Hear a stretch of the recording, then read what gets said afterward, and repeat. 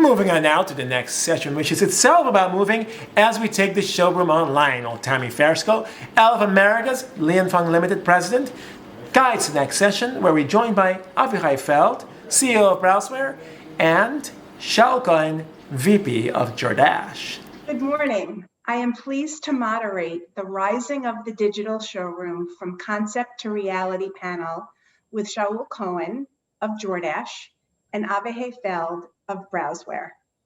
Like computer-aided design, which began to slowly be adopted in the 70s and 80s, digital product development is being adopted today. I believe it is not a matter of if, it is a matter of when. Digital product development will be more broadly adopted in the apparel and footwear retail industry. Pleasure to meet with you guys this morning. And Shaul, would you introduce yourself for a moment for the crowd? Sure. So I'm Shaul Cohen. I'm the Vice President of Jordache in the New York office. I worked for them. I started managing their business in Asia for 5 years and then moved to the head office here. And I'm dealing here with the design, the technical design, some production, and some of everything. Thank you so much. And Avihay, Avi, can you please introduce yourself to the crowd? Sure. I'll do it shortly. My name is Avihay, but you can call me Avi in short. I co-founded the Browzwear many years back, and now I'm also co-CEO along with Sharon. And we are actually doing 3D true to life garment creation as a solution, and we will talk about it, of course. Thank you so much. Shaul, I'd like to begin with my first question for you. Can you tell us what the impetus was for Jordache to begin its digital journey? Sure. So I think the first and foremost is having curiosity. So I'm always curious about different solutions that are offered to problems that we are facing on the day-to-day. So with 3D, it's something that I've been following since I've been following Browzwear even since kind of their initiation, and always evaluating new technologies that can help us solve existing problems. The garment industry is notorious for keeping things unchanged for so many years, and looking at factories of today and factories of almost 100 years ago, very little difference. There is a difference in their geographic location, in who are the languages spoken in the factory, but the technology is very much the same. And for me, always thinking, trying to think forward and how to move forward, we're looking for ways to change where we are and what we are doing. I think that it is also adapting to change. We are living in time that changes are rapid, and old establishments are disappearing quickly if they don't adapt. And I think that it's a very, very critical mindset to have in any organization, is to be agile and ready to adapt to changes and to become faster, more efficient, smarter. It's something that I always tell my kids. I don't want them always to work hard. I want them to work smart. So we're trying to adopt the same philosophy at work. So we kept on looking. We are always looking for new technology. So it started with CADs when it started in the whenever it was the early 80s for us, and then going into PLM of all kind. And 3D is an evolution of that I think really offered us a lot of new opportunities to speed up our process, to be more accurate, more efficient, less wasteful. There's element of that, an element of sustainability that we are trying to continuously work on. So everything, so it checks lots of boxes for us. And this is, if you are a manager and you are ignoring all those opportunities, I think you are not doing a very good job. Thank you so much. Avi, when you meet with a company such as Jordache, what do you share with them is the success factor for the implementation of 3D technology? Well, there's no one silver bullet that fits all clients. It's really different from one to the other, even though at the end of the day, we're all dealing with manufacturing at the end of the day, a piece of apparel. that we would like the consumers to, the shoppers to buy. So at the end of the day, the targets are the same, but the processes are so different from one type of brand to the other, one type of manufacturer to the other. So there is no silver bullet, as I said, but there are a few things that if they are adopted, they can assure a higher probability of success. For instance, a skilled team is the number one thing that every organization that goes into digitalization, specifically 3D, needs to take care of. And usually that's a problem, because if you don't have a person inside that knows what is a digitalization, little low 3D, so how would they even know what team they need um, to take into the organization, to find, to identify. So for that, I would specifically concentrate on a champion, one that comes from that area, and he or she can then participate in recruiting the rest of the team. So that will be one skilled team, and then good people that can learn the new skills, because the skills are new. But digital and 3D is no stranger to them. Then, of course, regular things in a process, set measurable KPIs. Those measurable KPIs are, in the world of digital, are easy to collect in a way, easier to collect than traditional world, but then they are becoming very, very, very important later on. And we will get back to those KPIs. Now, from that point on, it's about tailoring an onboarding process which is geared for success. And as I said, it differs from one to the other. For instance, it usually starts with a tailored proof of concept. Tailored proof of concept, when Browzwear is usually helping, and it's super important that will end up with success. Once that happened, the success after a proof of concept, that creates a higher probability of buy-in by management, which is super important as well. And then it also creates a higher probability for successful adoption later on. Once we're done with the POC and the initial steps, then of course there's a need to define a workflow that fits the organization, something that brings the organization in the fastest way to the highest return on investment. That again is something that is going to be important for management, and being able to show the result is super important in order to get those budgets to grow that adoption. One way to look at a successful workflow is to look back after a few months and understand if it became a must-have or not. Can you yank it away out of the process, or can't you? If you cannot, and you need to do it again and again every morning, you did well. You have a must-have workflow. Then, of course, it's about collecting the data. The more you continue to work with digital, the more data that you can collect. The more data that you have, it then becomes super valuable when you digest it and analyze it in order to improve the next things that you would add into the process. Super important and super doable when you have the right people in the team. And lastly, of course, such a process doesn't work without management support. And I think that all the time while you work on the process, you need to have champions in management which are pushing you. I think that Shaul is a very good example. Without Shaul being there, pushing it from day one, I don't think we would have such a fast results with a company like Jordache.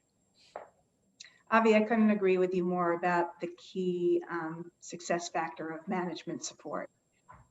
So, Shaul, can I ask you, what has been the biggest challenges internally in your organization for the adoption of 3D or digital product development technology? So I think that I'm going to speak here in a very general term, because I think it's human nature to resist change. And everybody is resisting change and comfortable typically with the way that they are doing. I actually find it very entertaining, because people are complaining about the solutions they have until you offer them a different solution. Then they love the old solution. So that was always the biggest challenge, is how to convince people that change is needed, and this change is the right change for our future. We did it in a very typical Jordache way. So if you know a little bit about the history of Jordache, So Jordache, the owners of the company, have received the honorary PhDs for creating a pull technology in marketing. They started with marketing on a product that didn't really exist and created a strong buzz in the market. So there was a demand for Jordache, even though Jordache did not have the product on the floor yet. And I looked in our history and our DNA, and for me, it was something that I said, I'm going to take inspiration from that and try to do that. So when Avi was talking about starting with a small skill team, so for me, I started with one person that was skilled, and to the others, I told them, you are not allowed to touch it. You are not allowed to look at it. We kept it almost like the forbidden fruit. And so it created some curiosity and buzz, and everybody wanted to know more about it, and we kept it, no, you're not going to know about this until we are ready to share. So, and we focused our test on something very, very small, and Avihay was talking about creating a KPI. So our KPI, we took something in a very, very small scale with a very simply quantifiable KPI. And we said, okay, I want to see how will that succeed. And once that was successful, with a very, very limited team of people that were allowed to touch it, everybody was now fascinated by success. Everybody was want to be part of success, and with the curiosity of how to get to become part of this success. Once I said, okay, the test worked well, now we are going to open it up, my users really jumped on it and say, oh, thank you for giving me the opportunity now to play with the new tool, and we are so excited, and we heard so much about it, and we kind of saw it from a distance, and now we get to play with it.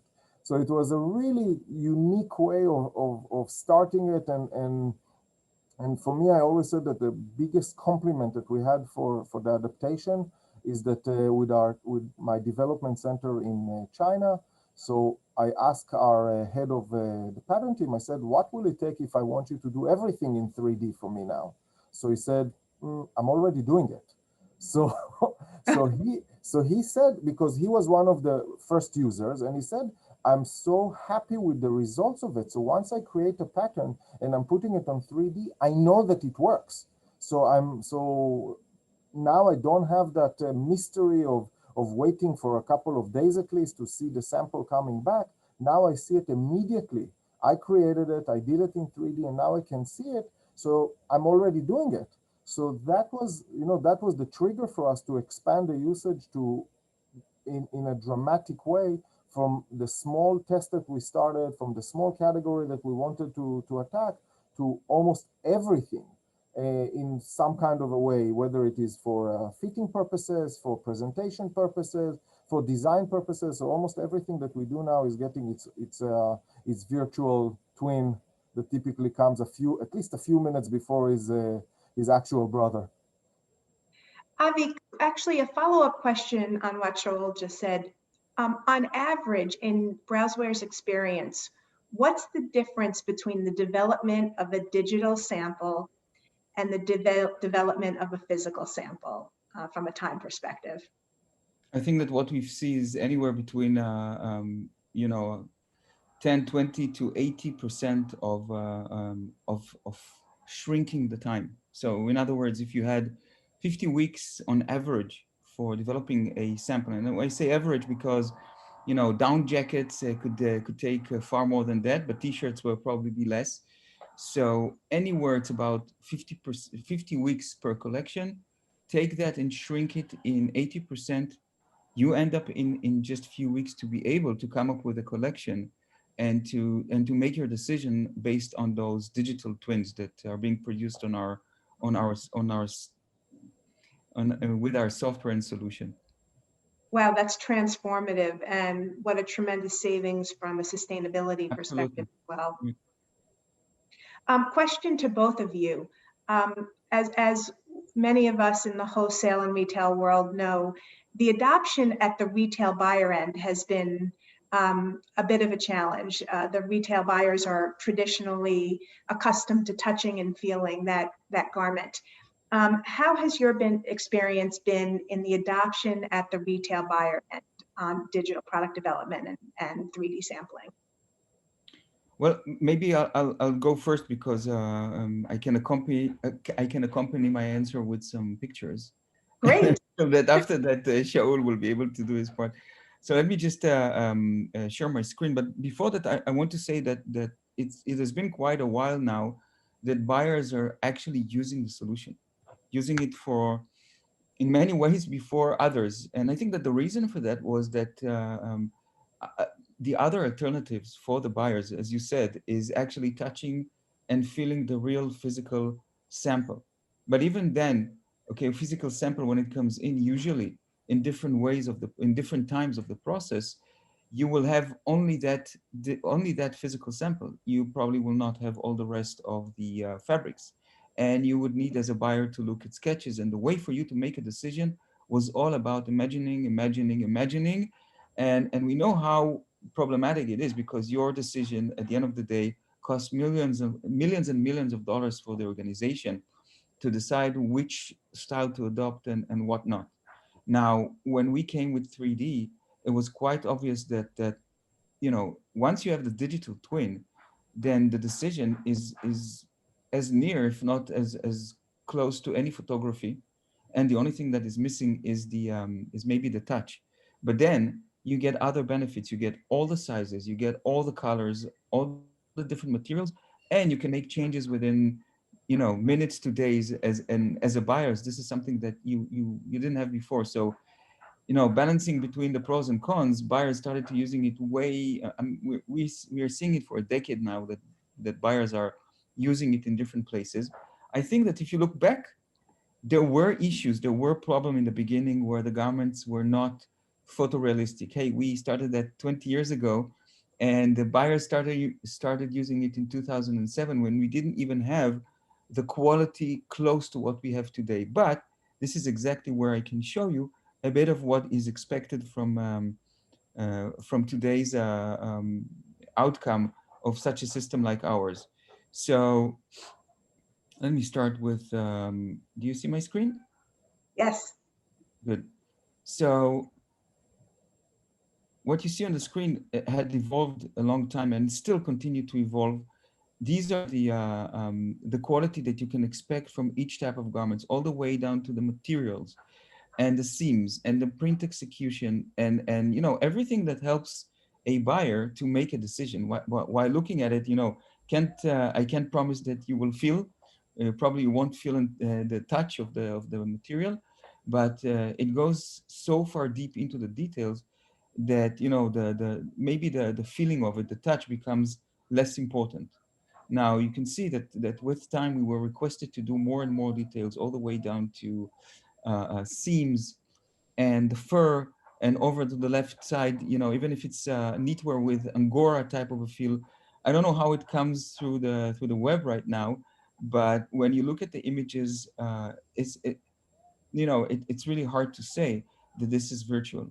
In fact, if you look, let me take you to reality. During COVID, we've seen some of our clients which could not wait for the samples and went all the way directly to putting their styles online.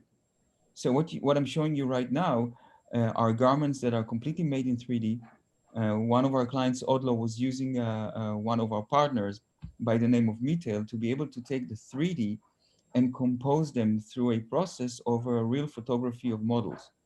So I'm assuming that at this point of time, whether you are a buyer or if you are a shopper, it's really hard for you to say if this is a real or a digital garment, which means your decision is completely, at this point, if nobody told you, is completely clear and clean from thinking that this is not a real thing. And then your decision is back to the same decision that you would have taken based on photography. So I hope that makes it more clear. Yes, it's pretty amazing, especially since I think most of us are buying on our phones or our tablets today. Um, Shaul, have you also had a good experience with your retail partners in the adoption of, I'll call it the digital showroom? So I will break it into two, because I think that we took a little bit more of a hybrid approach. We are using 3D and the technology as a tool to make our process faster. We are still at the end of the day making a sample, but instead of making 5 or as many rounds as you need, and so we are going into 1 and getting a very, very accurate sample without the wastage. And when you talk about the wastage, it's not just the making of the sample, it's the time to make the sample, time to ship it, time to receive it and measure it and get a fit model and check on it. It's time consuming. And a lot of times, and every company probably can share the similar pain, that you are doing all of this process just to reject a sample at the end of the day.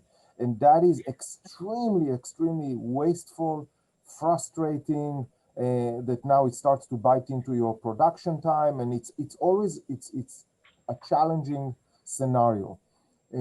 So I think so we are still looking for a sample, and we are dealing with large volume business. So when we are making a decision to cut 1 million pieces of one style, I still like to touch, feel, smell it, and it's very hard to smell the screen. But instead of making all those rounds, we can get the sample accurate. We can get versions of it fairly quickly and make decisions, a more educated decision before going into the actual expense of making a sample. Thank you so much. The digitalization of the supply chain is absolutely critical for the future of the industry. Shaul, Avi, I thank you so much. This was a wonderful session, and I hope all of the users of this conference enjoyed it. Have a great day. Thank you. Thank you. Thank you, Shaul. Thank you, Avi. Thank you, Tami.